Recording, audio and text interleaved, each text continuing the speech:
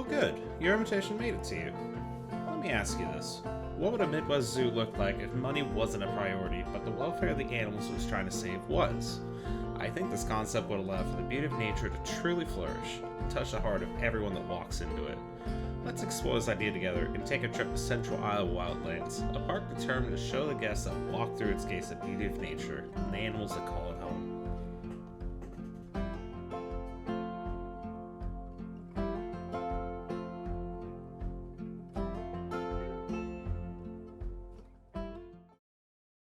Hello there, my name is Randala, and welcome to the first episode of Central Iowa Wildlands. This is a kind of a passion project zoo that I've been working on for some time now. I've been kind of getting the main section and the Aquatic Adventures, which is kind of the first zone set up. What you see in the back there is part of the upcoming Discovery Centers. We will explore that at a later time. But I kind of want to give a little backdrop to the zoo, a little bit of background of me being a part of the YouTube, and let's go from there. So the idea behind Central Iowa Wildlands is the fact that it's supposed to be a larger zoo set in the Midwest. Typically, Iowa does not have a big zoo. It has Blank Park, but it's a landlocked zoo, and it's kind of one that started as a children's zoo. So this is kind of my idea of taking inspiration from zoos located around the Midwest and kind of using them as inspiration. So this one mainly takes inspiration from Blank Park, Omaha's Henry Northern Zoo, and the Kansas City Zoo. We start here at the entrance, got the buses to bring people in, got a little car accident set up right there, I thought that was just kind of fun. This right here is just a little statue bit, kind of represents some animals that you will see in this park. I am a little liberal with some of the choices, but most of them are based on those Midwestern zoos.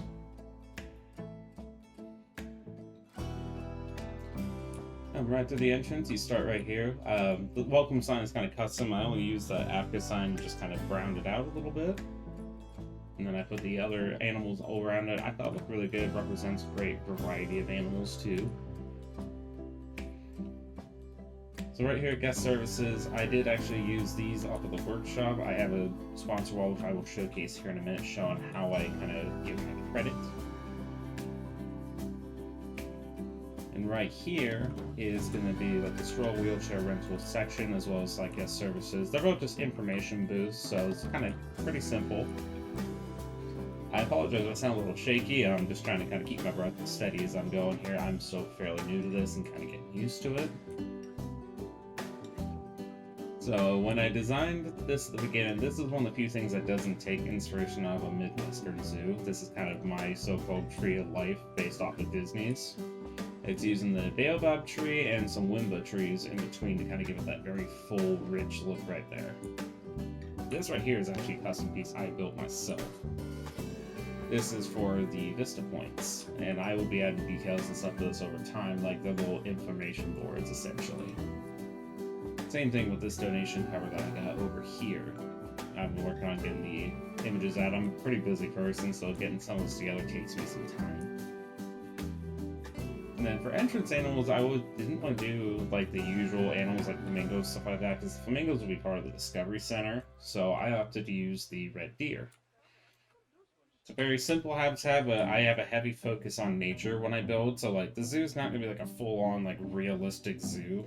There will be some spots of it, like those strollers you saw over there earlier. But other than that, I'm kind of just building to have some fun. Uh-oh. I'm going to have to fix that off camera. Looks like I got one too many deer in there, but I will fix that later. I'm kind of just getting my bearings about me here, but yeah, you can see like the shelter is pretty simple. Holds all the animals. I got a little stream going down here with the waterfall for decoration. For a very simple entrance habitat, I really like how that turned out. So we will now circle around. So we circle around here, we get towards the gift shop. And on the outer part of the gift shop right here, I actually house the green iguanas. So these guys here, I love these guys. I'm a big reptile person at home. So this was kind of just a nice little thing to add to the gift shop. It gives it a little more depth, I think, too, because you can see it on all four sides. And he is just front and center for me, buddy. I do love when they're front and center, and then the iguanas are probably the easiest of the old exhibit animals to see. A little bit crowded here. This hallway gets used quite a bit. I should have made it wider in retrospect, but now that everything's together, I kind of don't want to fix it. I kind of just deal with it. That's why I lowered guest count for this little tour video, just so I didn't have to worry about it. But we got the gift shop right here. So this is what I mean, like you can kind of see on all four sides. The guests don't really use this side at all, but that's just because of how the gift shops themselves work. Which, hey, that's okay. The effect of it is there and it still looks really good. I did these little statues in the corner for like the pandas, for the little stuffed animals, and over there in the corner the lions. And I did some custom shelving work around these back shelves right here, kind of just doing like this wood around it. Now the picture right there on the billboard, I actually custom did that one via Canva. And that's kind of styles one to use for some murals throughout the zoo most likely. At least that's my thought process. And then I haven't had too many troubles getting the gift shop working. The one thing I did discover was the fact that if you put these glass doors that came with the gift shop pack in, and you have them actually closed, that's when they will not use them. So unlike most other cases where staff will ignore like barriers like that, or not barriers, I'm sorry, scenery stuff, they will not ignore it here. They will actually glitch out on the shop. So I learned that one the hard way. And then I'll show this fountain as I round the corner here. Got the outer part of the restaurant. Seeing this is set to be a Midwestern zoo, they kind of get both ends of the weather spectrum. It's either really hot or really cold, depending on the time of year. So I do have the patio heaters out here to help keep it warm.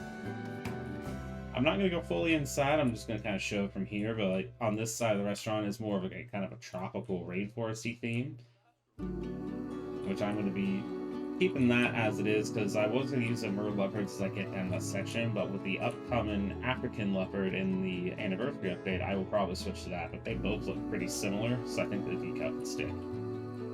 This side is going to be Australia, which I am going to be doing an Australian section of this park here sooner or later. Probably going to be a little bit later after I get the Discovery Center done, but there will be one, so this restaurant just kind of has two different sides, and I like how that looks, because it's real simple, real basic, which is kind of how I build. Simplicity is bliss for me. So, as I round the corner here, this is kind of what I'm talking about how I do like building with a lot of nature, so I've been taking advantage of a lot of the buffalo grasses, the blue stems, and like the rock work. There's a lot of stuff that kind of gives like a real natural vibe, and this was my attempt to break up that habit issue right there. And then this, I'm actually pretty proud of. This is going to be the fountain that I built. So I took 3 of the base game fountains, I put concrete around them. They're all 3 different sets. And then I just kind of raised them up as needed and put the statues on top. They're all representing birds that will be seen in the zoo, so after penguins, kiwis, and key fowls. Which the only one we have in which I will show will be the African penguin. But before we get to that point and over to Aquatic Adventures, as you can see over there, we do have the second entrance animal, which is the European badger. Now, none of the zoos in the Midwest that I've been to have these guys. I don't think the European badgers are very common in the US in general. But it was just something I wanted to add because I thought it'd be fun to build for these guys. I hadn't done so for a while, and I really love how this natural habitat looks. They're able to go down into that moat area, which they originally were not going to be able to, but due to space constraints, I let them do so. I'm glad I did, because actually it looks a lot better that way. The hill works up towards the burrow in the back, which you can see a couple of them coming out right now. Probably because it is feeding time. And then just a very basic shelter right here. So the doors that you may see on some of these habitats, they are off the workshop. I forgot who exactly made them, but I do have them credited. So if you are watching this and you see your work in here, thank you. Which, while I'm on that topic, let's talk about this over here, the sponsor wall. This is how I keep track of the workshop models that I use within the park. So I think this is the best way to give credit rather than trying to remember names all the time. So I'm going to be honest, that's not a strong point for me. There's certain ones that are easy to kind of stick out and tell whose they were. But otherwise, I use this here to give credit to everyone whose workshop models I use. I'm not opposed to using workshop models. I like using them because a lot of people make really functional products. Or projects, I'm sorry. You can tell I'm nervous recording this right now, but I'm going to keep it organic, that being said. You'll see me get better at this over time as I do it more. As I mentioned, this one's more of a passion project, so I'm still experimenting with potential formats. So right now I'm just kind of doing a tour of what I have. but down the line I may do like more speed build related type things if that's what people want. Let me know in the comments how you want me to go about that. But also I am thinking about if I get enough traction going with this project, maybe I can start a challenge zoo that would be a little more like speedboat focused, or like seeing everything from the ground up, if that makes sense. Because I know it's pretty popular to see people do it from the beginning. The way I'm kind of doing this is having someone already built kind of reminds me of like how S.Dan Wolf does it, because I remember I would tune into some of his projects and he'd be quite a ways along just kind of show what he changed, and I thought it was so cool because you just get to see like what his mind's been doing. Sorry, I got a little caught myself here. So we're not going down this way quite yet. This is going to be on the right. There is going to be the Discovery Center. That's just a train station on the left. I got that in early as I was working on infrastructure because I don't want to like try to jam it in last second and not get it to fit. So that would be the Plank Discovery Center over there, which I've already started work on, and so I guess they're going that way. I'm just not ready to showcase anything over there yet. That will probably be its own episode in time. So as we head here, this is going to be Aquatic Adventure. This takes a very heavy focus on the aquatic pack, not quite in animals, but just kind of in theming. I do use several different aquatic species in here. It is going to be a smaller section compared to everywhere else. There's only going to be about 3 or 4 habitats that are used here. But there is some from the aquatic pack. I use some from the Africa pack, and even some from the North America pack. Let's take a look. And you can see here, I really like to play into that whole nature design, as I already mentioned a couple times this video. So I really just let stuff kind of grow out. I use the grass as my advantage. Of course, I use a lot more aquatic style plants here. So you see some ponytail palms mixed in. I make heavy use of cypress trees. Cypress trees are probably one of my favorites to use, especially when it comes to North American projects. I have that staff center up there constructed, which is heavily used in the stained wood. Also make good use of the Oceania panels as well, as you can see, like kind of building them as a deck right there, and then just building this little rope fence around it. Thought that looked pretty good when it was all said and done, plus only staff go down that way. And this here is actually a shared habitat between the California sea lion and, as you can see in front of us right now, the gray seals. I found these two can cohabit pretty well. Despite the lack of interspecies enrichment, they go together pretty great. And I love watching them both swim around because it reminds me, I took a recent trip to the Omaha Zoo this year, and they have that shared habitat between harbor seals and California sea lions, and had that very natural look to it, which I kind of just fell in love with, because every other zoo I've been to for sea lions, they have like that concrete pools, which is great. The animals are taken care of, I know that, but the natural habitat just looks so much better in my opinion. So yeah, they get a nice little view right there, they can't get over, and then I have both tours, or not tours, the talks set up at the exact same time for both of them. So that way these bleachers here, they fill up. And this, whenever the zoo's at its normal capacity, which right now it's averaging about 3,000 guests when I don't cap it, it's pretty full. I mean, there's standing room up there. It's pretty great. And then also, as you probably saw in the corner, is going to be that little watch point. What's it called? I can't think of what it's called. The viewing domes. That's what it is. I'm clearly losing it today. This is actually the second time I've recorded this. This is the first time I noticed there was a lot of background noise, so I had to go back and fix it and re-record. So as we go down here, you see this nice little underwater view, and this is that natural element that I'm talking about. Like, this is kind of similar to what I saw at Omaha. So I took a lot of inspiration from that, like having some of the down trees and stuff like that in there, all the rock work, all the natural like plant life growing at the bottom. It just, in my opinion, it makes for a way better sea lion habitat. And then I have that overhead area there, which the seals, they are not able to go up. What are you protesting about, bud? Okay, I gotta see what's wrong here apparently. What's going on? Oh, I see. So this is what I was trying to say, like the traversable area here is bugged. So the seals actually can't really move over there too well like the sea lions can. They have enough space even when they don't, but just for some reason, like that area they cannot go up. I've tried everything to re-slope that. So that's fixed. Don't mind the bad publicity. They should be gone in a minute. So anyways, I was saying like that whole area up there, the sea lions can't actually traverse, and I've actually watched the adult male get up there before, and he was able to view like it all around his habitat, and it was just such a cool sight. I wish I would have got a picture of it. And then the big focal point in the aquatic adventure area, as you can kind of see, I'm going to back up a little bit so I can show you, is actually that lighthouse right there. I constructed that one myself. It's a very basic build, but I made sure to like do some weathering and whatnot to it. And what's cool is when you flip to nighttime, it actually lights up pretty nicely. Those spotlights do the job. And when you're out in the entrance halls over there, and I'll try to get a shot of that during like the end scenes and whatnot, you can actually see it like as you're entering through the main plaza through here, come to Aquatic Adventures. That was just a really cool little touch that I absolutely love. And I themed the little shelter going for the seals and sea lions after it too, just to kind of tie everything together. Now we're gonna go back towards the right here. Just a little staff center I threw together real fast. Very basic build, but it works with matching the theming of the area. Those two shops right there are not built by me; those are off the workshop. But again, they just fit, and I liked how colorful they were as well. So I love the colors as they were. I was just a little rest area to try and break up some of the food and drink need for the guests. We're going to start here at the African Penguins. This is part of the Coralville Penguin House. It's called Coralville after a town in Iowa, which ironically is not nearby any big bodies of water that I know of. But the name just kind of felt like it fit considering that it was in the aquatic zone, and it just sounded like a really cool name for a penguin house. That's why I went with it. Uh-oh. On the run! Go get him! Go get him!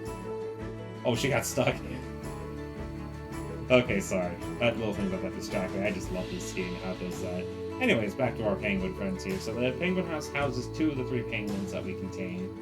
So I built the African penguins on this side here, which you can kind of see they got a very rocky area, but they have a decent little bit of foliage on the outskirts and in the habitat itself. The nice thing about African penguins and little blue penguins is it's pretty easy to build for them in terms of being able to put foliage. The king penguins, which you'll see here in a minute, not always so easy because they don't like plants. So we're going to rotate over this way here. For the most part, this building is on grid. I did take it off grid a little bit here when I built this part. And then I got just like the windows and whatnot. I like how the windows actually look with those shutters because the colors just contrast each other really nicely. Get through in here, so for the second time since I recorded this video, I forgot to fix the panels here. So I made this custom wallpaper on the back to kind of match up similar to how the Arctic one looks over there for the king penguins, but just for the African penguins. Problem is I used some of the smaller billboards to cover up there, and I don't think it likes the size of the picture because it glitches out and says no power. But if we go in here, and as you'll see, if I take that one out and put it back in, it's fixed. Oops. So I've just been struggling to get that to work. I'm going to see if I can correct it real quick just for the sake of looking better in the video.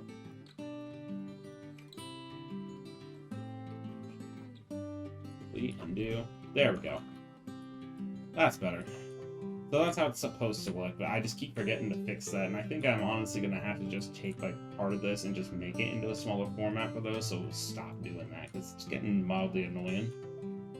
It just doesn't look as good, and if I forget to fix it, it just looks bad on the recording end of things in the video. And because I'm kind of doing like a live organic take right now, I'm not going to cut that out. At least not for this part of the tour. But yeah, I'll figure that out in the future. This is going to be for like a little comparison board between the 2 species. I'm going to create that decal when I get a free moment. Don't mind the destroyed bench. This is going to be the king penguin side of things, so I got distracted by the billboard, but as you can see here, like they have some of the same look as on the outside of the African penguin. For the king penguin, I focused on the snow on the inside of this habitat here, and I even managed to blend the door in for them. But obviously there's not as much plant use on their side. I mean, given their location in the world, they don't have a lot of plant life in that area. So, more heavy attention to rock work and whatnot. And I don't really get much complaint from them. They're pretty happy, and I'll show you another reason why they are so happy about that. It's going to be the outside part of their habitat, which is going to be this here. I do have coolers in to kind of keep it cool. I got to sink them down a little bit. As you can see, a lot of stuff is still very much in progress, but I've got the water just right so where you can see them swimming around down there. I got that blue tint to the water, and then I use like some of the snow rocks to kind of get that fake snow look on the outside as well. I just overall really like how that looks. So as I hit the end here, I'm going to have one more habitat in this zone. It's likely going to be the Asian small-claw otter is what I'm thinking about throwing in over here. I could use a giant otter, but I want to use the small claw. I do have a geese in this little pond over here. Those are workshop geese. They are also credited on my sponsor board. And I'm seeing I really got to put some cameras down over here because this is getting messy. Anywho, I think that pretty much covers everything that I have built at the time being. So I'm going to turn it back over. I'm going to get some somatic shots of like the viewing domes and whatnot in these habitats, and I will also talk a little bit about the upcoming DLC and what plans I have for that. Alright, so there's the beginning tour for Central Iowa Wildlands. I hope you guys liked what you saw so far. This has taken a lot of work already, and I'm really happy with how it's turned out because I'm really taking my time with this park. I take my time with all my parks, but this one I really have been especially, and the results have been fantastic for me. I mentioned some of it in the video already, but like I do have an idea for maybe doing like a franchise or a challenge zoo that I can do more like from the beginning, do some speed builds and stuff like that. If you guys want to see that, please let me know in the comments below. I wouldn't mind starting a new project for that kind of thing. I think it'd be really fun to do too, because then I can also get some community input, which is something I love when I build parks.